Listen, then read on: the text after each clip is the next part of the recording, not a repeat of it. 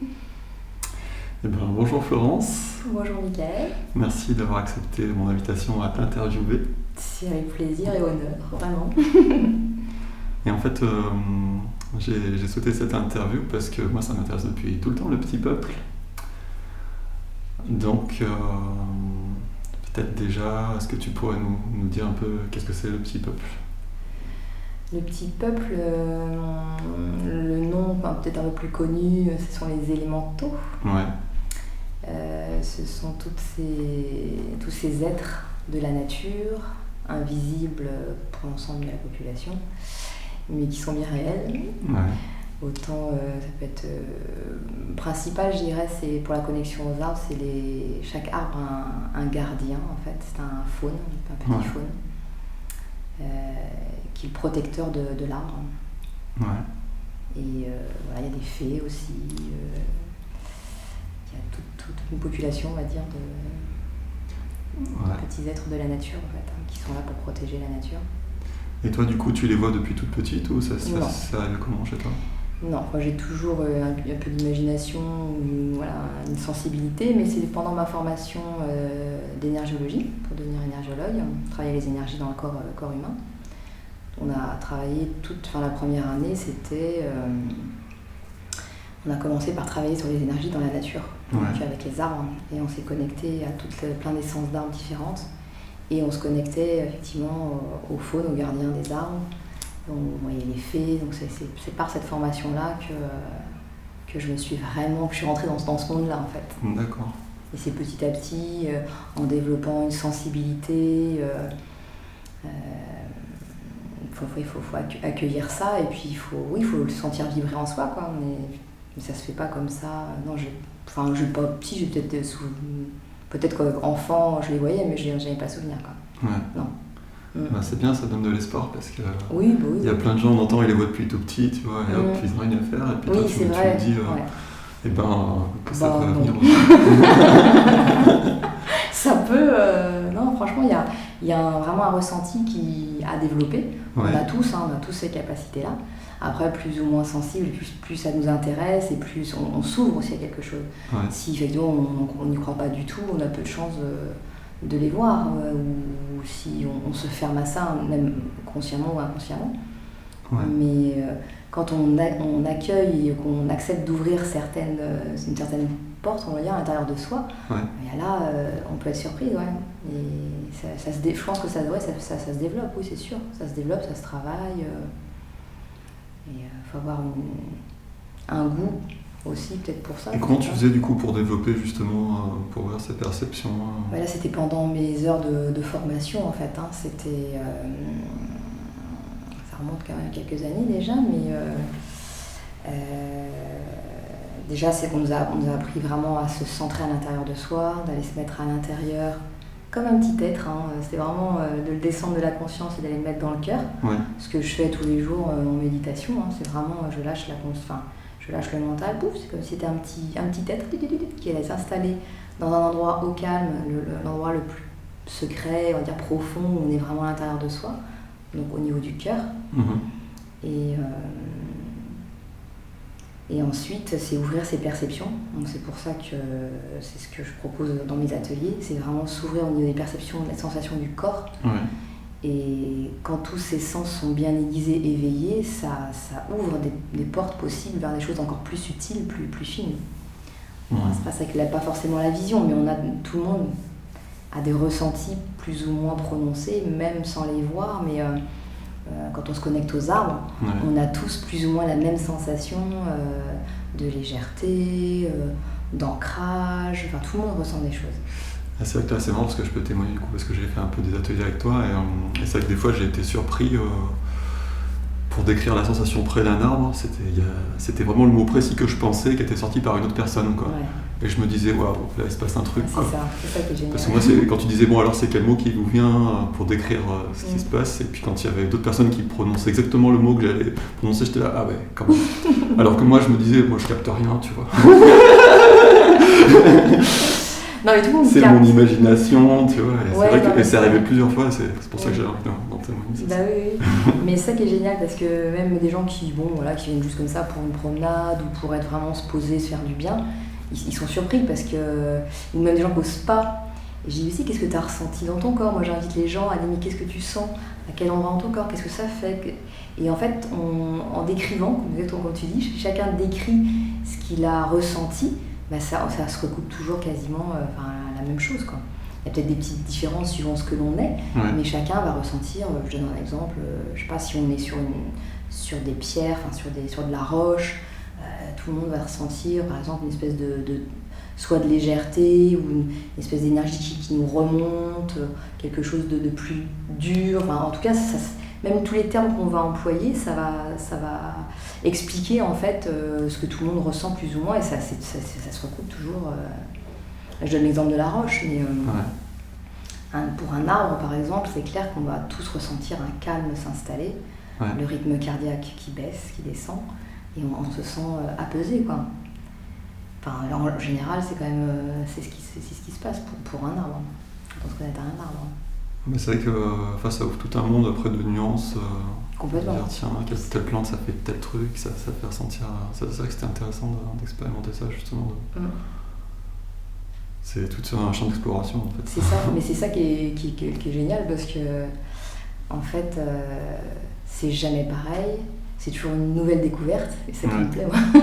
C'est que voilà, il y a une possibilité infinie de ressenti, et même si tu as un arbre attitré que tu vas voir tous les jours, suivant comment tu te sens, tu ressentiras des choses différentes, tu auras un apport, un échange différent, comme avec un être humain, comme entre deux personnes, quoi. Ouais. Et du coup, dans la communication, tu parlais tout à l'heure des gardiens des arbres. Oui. Est-ce que c'est juste des conversations du genre oui-non, tu vois, un peu comme au pendule, ou est-ce que ça peut être plus, tu vois, plus subtil, plus communication, alors j'ai encore un grand champ d'exploration, mais ce qui est sûr, c'est que, ce qui se vérifie tout le temps, c'est que quand je veux me connecter à un arbre, je ne m'approche pas comme ça de lui tout de suite. J'ai une distance, voilà, il y a un arbre qui m'appelle, en fait c'est ça, c'est un arbre qui vous... Hop, celui-là il me plaît bien. Donc je suis à une certaine distance de lui, je m'intériorise au niveau de mon cœur, et c'est comme si je m'adressais à une personne intérieurement. Je lui demande avec respect si je peux m'approcher, tout simplement, si je peux rentrer dans son énergie, on va dire, et j'attends une réponse. Et là, c'est pour ça que c'est intéressant de travailler son ressenti corporel, tout passe par le corps. Quand je sens un espèce d'appel, c'est comme si mon corps s'avançait tout seul, en fait, c'est très subtil, mais je sens un appel, mon corps qui vient vers l'avant. Et donc je demande au gardien de l'arbre, et tout le temps, il apparaît à gauche de l'arbre. Si je lâche l'arbre devant moi, il apparaît toujours à gauche. Et comme un petit lutin, en fait. Il faudrait que je dessine un jour ce que je vois, mais ça serait marrant. Comme un petit bonhomme, un faune, en fait, qui regarde comme ça. Et puis ils sont toujours curieux, des fois ils se méfient. Et chacun, suivant l'arbre, ils sont différents, quoi. C'est toujours un faune, mais c'est jamais le même, quoi. Chacun a son faune. Donc plus les arbres sont gros, plus on le perçoit mieux, et ils sont plus, j'ai envie de dire, plus tangibles. Ouais, c'est ça, plus visibles entre guillemets avec les yeux fermés, mais visibles. Et c'est excellent, quoi. J'ai eu après le confinement, je suis retournée dans mon coin de nature là, et super content de me revoir. Ah oui, ton petit accueil comme ça. Oui, trop bien. Et c'est extraordinaire. J'ai tellement d'émotions de retrouver, parce que c'est vrai que toujours faire le tour, c'est bien, j'ai énormément de chance d'être dans ce coin-là pour pouvoir marcher dans la nature, mais dans la forêt déjà, on n'avait pas le droit d'y aller, quoi. Et c'était vraiment une joie de les retrouver, de se retrouver parmi les arbres, de ressentir toutes ces énergies. Et en plus, c'était beaucoup plus d'oiseaux qui chantaient, même la nature était beaucoup plus luxuriante, c'était magnifique, quoi. Ça lui fait énormément de bien, ce repos, d'être tranquille, Ça te dérangeait, ça fait du bien aussi aux esprits de la nature alors ce confinement. Vraiment. C'est intéressant. Complètement. Enfin, moi je le ressentais même en étant ici, même dans le jardin, on sentait les oiseaux qui chantaient, mais il y en avait beaucoup plus. On a un nid qui s'est fait juste devant notre fenêtre, on a pu suivre les oisillons. Enfin, j'avais jamais ressenti ça à ce point-là, ouais, non, vraiment. Et est-ce que si on peut rentrer avec un esprit des rivières? Oui, je sais que ça te plaît bien, ça. Tout à fait. Ouais. Parce qu'on travaille aussi effectivement à l'énergie de l'eau, on se connecte à l'énergie de l'eau. Donc l'énergie de l'eau, c'est une vouivre, hein, comme je donne toujours cet exemple-là, mais dans le film Abyss, je crois que c'est ça. On voit vraiment, c'est comme un serpent, mais c'est de l'eau en fait. Hein. Puis on voit une espèce de tête. Bah, ça fait un peu ça, une vouivre, c'est ce que je vois, ce que je perçois. Ouais. C'est vraiment une énergie, une entité de la nature, l'énergie de l'eau. En tout cas, près d'où on va au guidon, là, c'est pas qu'à cet endroit-là que je l'ai perçu, mais c'est vraiment une énergie à part, l'eau. Et comment elle vit l'eau, par exemple, le fait qu'on aille se baigner dedans, qu'est-ce qui se passe? C'est extrêmement vivifiant, déjà ça circule. Quand on aille dans la mer ou dans un Parce que pour nous, ça nous fait du bien en fait. Oui. Tu vois, moi je le sens. Je veux dire, l'eau, c'est vraiment une aide incroyable. Quoi. Je vois des émotions, c'est extraordinaire. Mais du point de vue de l'eau, tu vois, de la vouivre, comment elle vit le fait qu'on aille se baigner? Est-ce que... Moi, je pense que c'est comme tout, si c'est fait avec respect et conscience, y a un échange qui se fait formidable. C'est ça que marrant que tu parles de ça, parce que depuis quelques années, c'est pas très vieux, mais et ça m'a énormément manqué pendant cette période-là, j'avais envie de la mer, de l'énergie de la mer, et je la ressens très fort, quoi.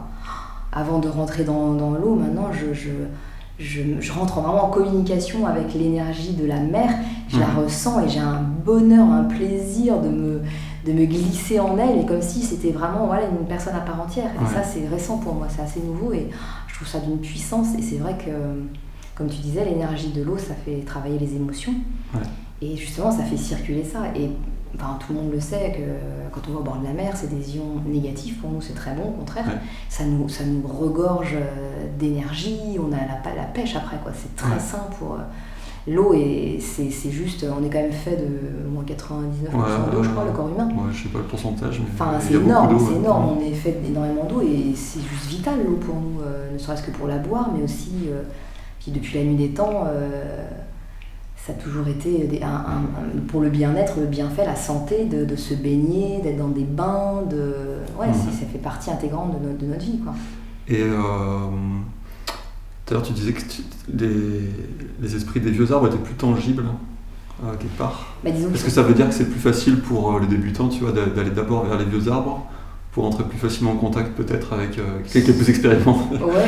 C'est sûr que quand tu approches un chêne millénaire, c'est puissant. C'est puissant et tu ressens forcément plus de choses, oui. Donc c'est vrai que les gros arbres sont plus puissants, donc tu ressens plus de choses. Moi, l'exemple qui me vient récemment, là, quand on est parti à Brocéliande faire mon atelier des ressentis des énergies de la nature, j'avais pas tellement prévu d'aller voir le chêne à éon, parce que je sais qu'il avait été modifié, l'aménagement extérieur, et j'avais un peu peur de ce qu'ils avaient fait, parce qu'avant il y avait une espèce d'estrade, mais là je savais pas, on pouvait plus l'approcher. Et en fait, il s'avère qu'en allant au gîte, on s'est arrêté juste à côté, je dis bon, on y va. Et quand je l'ai vu, j'ai ressenti déjà beaucoup d'émotions. Sur le coup, j'étais super heureuse de le voir. J'ai vu que c'était bien, qu'il respirait. J'ai vu que finalement ça l'avait libéré, cet espace, cette espèce d'esplanade qu'il y avait avant autour de lui. Il était un peu comme emprisonné en fait. Je sais pas si tu l'avais vu avant, mais ça faisait comme un plancher tout autour. Et puis, donc les gens pouvaient quand même le toucher. D'accord. Bon, maintenant, ils l'ont libéré de ça. Il y a une barrière beaucoup plus loin, mais j'ai vraiment senti l'appel. J'ai dit, ok, il n'y a personne, je sais que je ne vais pas lui faire de mal, je vais aller le voir, quoi. Et là, je ne m'y attendais pas du tout, mais j'ai eu un mélange énorme d'émotions, d'amour mais de tristesse en même temps. Je ne savais pas si c'était ma tristesse ou la sienne, mais a priori c'était la sienne aussi, beaucoup de tristesse, parce qu'il doit y avoir pas mal de choses. Et j'ai éclaté en sanglots, quoi. J'étais en larmes. Mais je l'ai pris on s'est pris dans les bras. Mais c'était beau en même temps, c'était voilà, un mélange d'amour et de tristesse, c'était une puissance. À ce point-là, je crois que j'ai jamais ressenti, enfin j'en ai vécu pas mal comme ça, mais à ce point-là, non, aussi fort, comme si je retrouvais un vieil ami. Il a une certaine sagesse, hein, forcément, hein. Déjà le chêne, il a quand même une force, une puissance, quelque chose de patriarcal dans le bon sens du terme. Et il en a vu passer des choses. Donc je pense que tout ça était là, présent, et on peut ressentir des choses extraordinaires, quoi. Et il y a 2-3 ans, quand j'avais pas ressenti la même chose, mais j'avais ressenti pareil, une espèce de paternalité. Un chêne, c'est quelque chose, il y a quelque chose de très enveloppant, de protecteur, une force, une puissance. C'est un symbole quand même de force, de puissance, de sagesse de tout temps, quoi. Chez les Celtes, ça a toujours été un neuro. Naturellement, la plupart des gens ont beaucoup de sympathie pour les chênes en général, tu vois. Ça fait partie de nos traditions, de notre histoire, ça a toujours été le symbole. C'est vrai, de se mettre au pied du chêne pour penser, pour réfléchir, pour méditer. C'est vrai que ça fait partie de nos vies, quoi. C'est hyper important. Et est-ce que tu as déjà eu des expériences de contact avec Gaïa, la conscience de la Terre ou... Je me connecte à elle tous les matins dans la méditation. Pour moi, c'est primordial, c'est vraiment... je me connecte à mon cœur, et ensuite je descends par chakra et je vais me connecter au cœur de Gaïa. Et j'ai vu la différence de la nouvelle conscience, enfin la nouvelle Terre. Parce que je vais jusqu'au cœur de la Terre, et j'ai vu la différence ces derniers mois. Ah oui. Toi, tu peux voir que ça bouge. Je sais pas, mais en tout cas, ce que je visualisais, c'était comme un grand cristal géant, et je me connectais pour avoir ces bonnes énergies, j'avais envoyé de l'amour et tout. Et ces derniers temps, c'était comme un cœur, en fait, vraiment un cœur, mais fait de cristal rose, vert, doré, enfin des couleurs, et c'est venu vraiment comme ça. C'est pas mon mental qui m'a dit D'accord. C'est impressionnant, et j'ai besoin de ça, de me connecter à elle tous les matins, de lui envoyer de l'amour, de recevoir tout ce qu'elle nous donne, et elle nous porte quand même. Bah oui. Nous sommes ses enfants. Nous sommes ses enfants, et c'est hyper précieux, quoi. Sans elle, on ne sommes rien. Et c'est tellement fort, quoi, de se connecter à elle et d'avoir de cette conscience, quoi. Moi, ça me porte, et le fait d'être connecté, d'être ancré à la terre, c'est juste indispensable, quoi. C'est vital, c'est vraiment vital. Moi, j'ai l'impression que globalement, beaucoup de gens ne sont plus connectés, tu vois, à la terre, et que ça génère une vraie souffrance derrière. Complètement. C'est comme si on était coupé de notre mère, tu vois, et après on fait n'importe quoi parce qu'on est coupé vraiment de nos racines. Exactement, c'est ça. C'est ça, c'est parce que oui, il y avait moins de problèmes entre guillemets avant, parce qu'on était on était dans la terre, forcément, on travaillait la terre, donc on se posait moins de problèmes, on avait moins le mental qui fonctionnait. Et c'est vrai que quand on jardine, on se sent beaucoup plus calme, plus serein. Souvent, on ne pense pas à autre chose que de jardiner.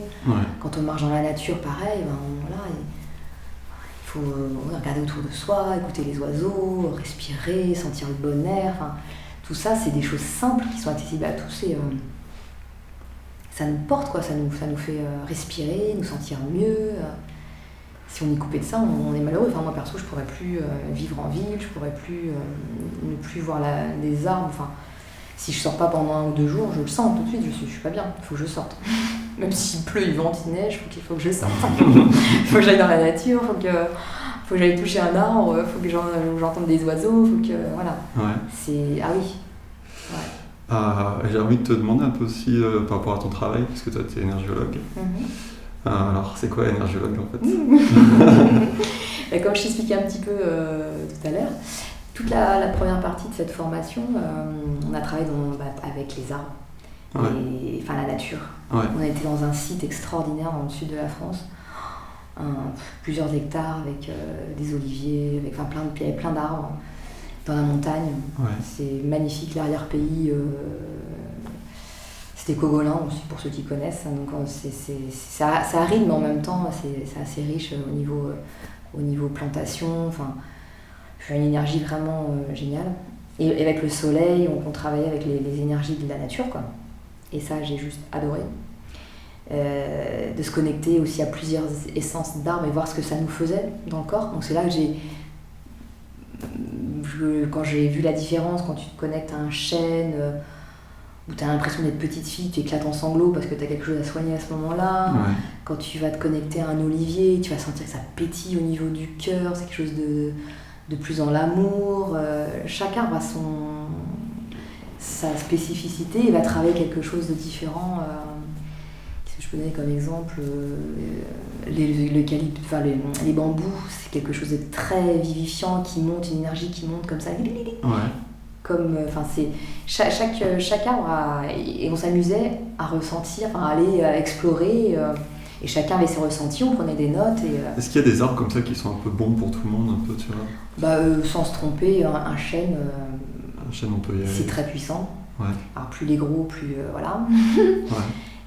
C'est vrai que le chêne, l'olivier, le hêtre aussi, hein, il y en a un très beau à Roncesvalles. Oui, c'est vrai. Le hêtre, voilà. Les grands arbres, de toute façon, ils sont tellement, ce sont des sages, quoi. Ils peuvent vivre quasi éternellement, hein, si on en prend soin, s'ils sont pas malades, un arbre, ça peut vivre, mais très, très, très, très, très longtemps. Donc plus ils sont gros, plus ils sont intéressants, on va dire. Et par rapport à la question que je te posais, parce que je te demandais un énergologue, c'est quoi? Ah oui, pardon. Comment ça se passe, toi, après, avec les gens qui viennent te voir Alors, par rapport aux ateliers dans la nature plutôt, ou des soins? Les deux, peut-être.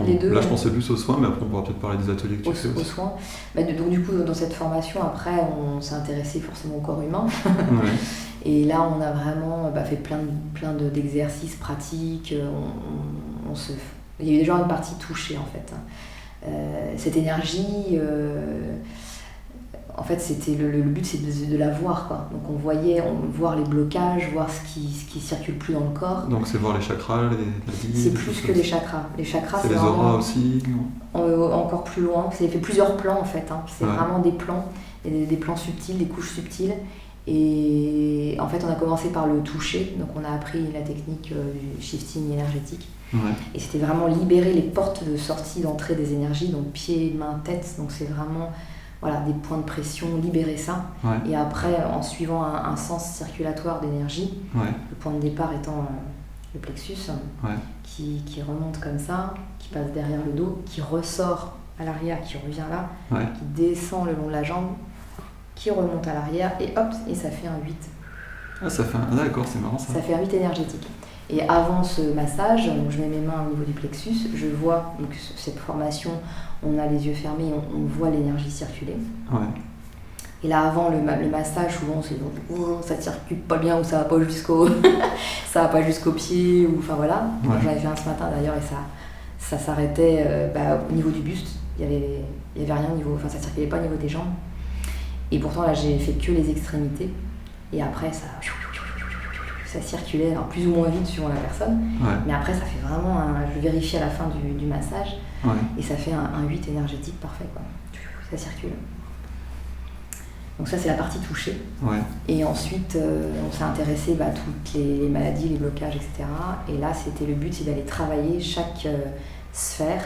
Donc en fait on découpe entre guillemets le corps en 4 parties. La première sphère qui est la première pierre, qui est le premier chakra et le ventre.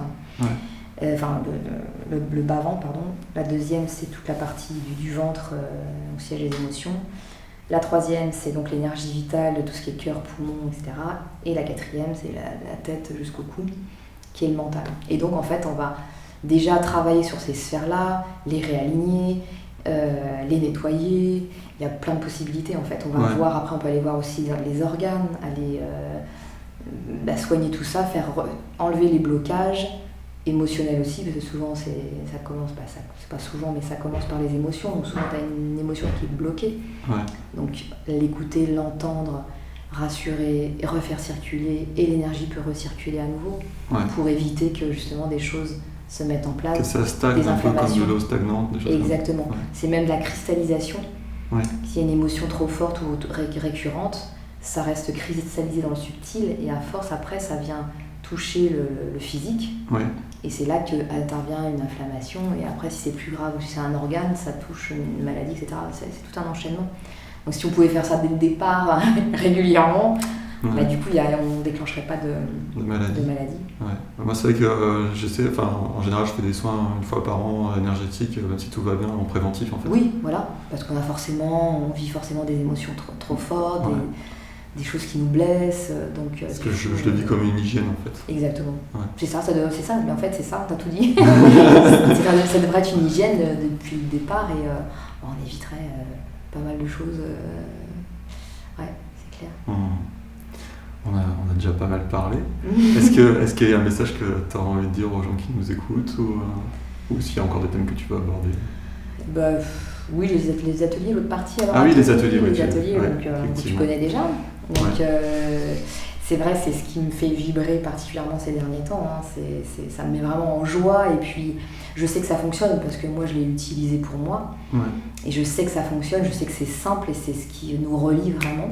Donc, j'encourage vraiment les gens à aller dans la nature, tout simplement, d'aller marcher. Et c'est ce que je donne des outils tout simples que les gens peuvent réutiliser dans ces ateliers. Parce qu'en fait, tes ateliers, c'est aller dans la nature et puis apprendre à ressentir ce qui s'y passe. C'est ça, c'est déjà se reconnecter à son corps, à ses sensations, d'avoir conscience qu'on a un corps, c'est pas toujours le cas.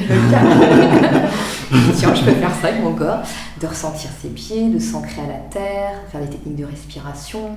Parce que la respiration, ça donne énormément ça fait circuler l'énergie, tout simplement, parce que souvent elle est stagnante, donc c'est ça qui pose problème aussi. Donc de respirer pleinement, c'est quand même plus facile de respirer dans la nature que sur un périph'. Ouais. Donc ça aide, donc c'est beaucoup mieux. Et puis d'être attentif par rapport à l'odorat, l'écoute des oiseaux, enfin tous les sens, vraiment les 5 sens, plus que les 5 sens, tous en alerte. Et du coup ça pose, ça calme, ça déstresse, ça fait juste du bien, ça regonfle en énergie. Et voilà, on se connecte au soleil, au vent, aux arbres. Il y a plein de possibilités et c'est super, et moi j'adore.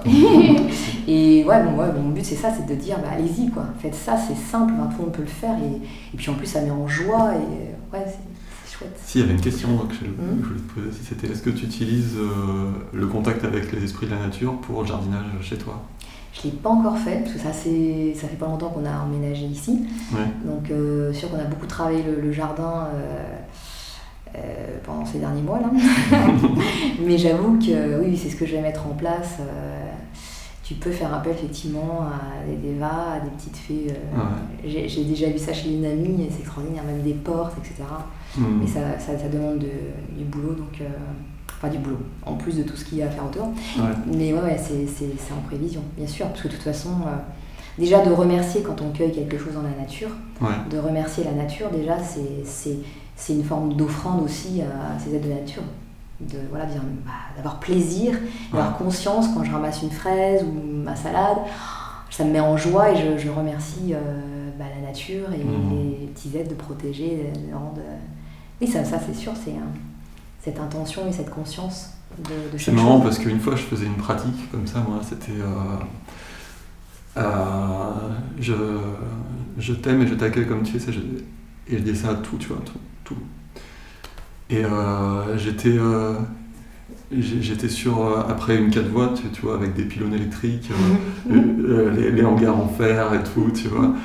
Et j'étais là à dire je t'accueille et je t'aime comme tu es, tu vois, à la matière, tu vois. Et je le faisais.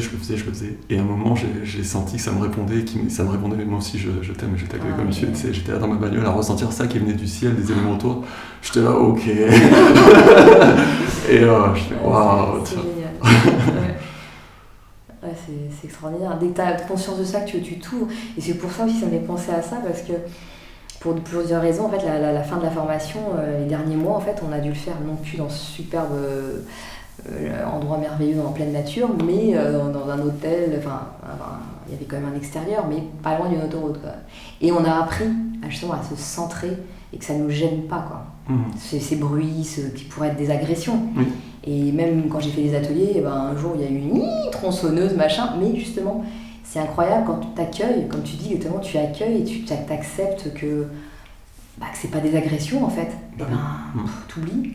Et t'entends que les oiseaux et tu te sens bien. Et ça, il y a des années en arrière, mais ça m'aurait juste rendu folle quoi. J'ai un ami, il méditait à côté des scies circulaires. C'est comme ça extraordinaire. Et puis, c'est un bon exercice en tout cas. 100 mètres, il faisait méditer ses élèves dans les pires endroits de Paris. C'est ça. Ouais. Parce qu'en fait, on vit dans un monde où il y a du bruit, c'est comme ça. C'est ça. C'est vrai, je suis complètement d'accord avec ce que tu dis, que c'est et puis ne pas rentrer en résistance avec ça, quoi, pas créer une tension de plus. Parce que si tu fais une résistance, ça persiste encore plus. Ouais. Tout ce à quoi on résiste, ça persiste. Donc c'est pas le bon plan. Et je sais plus ce que je voulais dire, mais ouais, c'est à moins d'être ermite au fin fond d'une caverne, mais bon, c'est pas, on n'a pas envie de vivre comme ça non plus, puis c'est pas utile non plus à la société, donc c'est bien de s'adapter et puis que ça ne touche plus, quoi, que ça soit vraiment, ouais, c'est chouette. Ok. Merci pour ton partage. Merci Michael. Merci à ceux qui nous ont écoutés aussi jusqu'à la fin. On les salue bien. Ouais, merci. Et puis allez dans la nature. Prenez l'air, respirez, écoutez les oiseaux. Merci.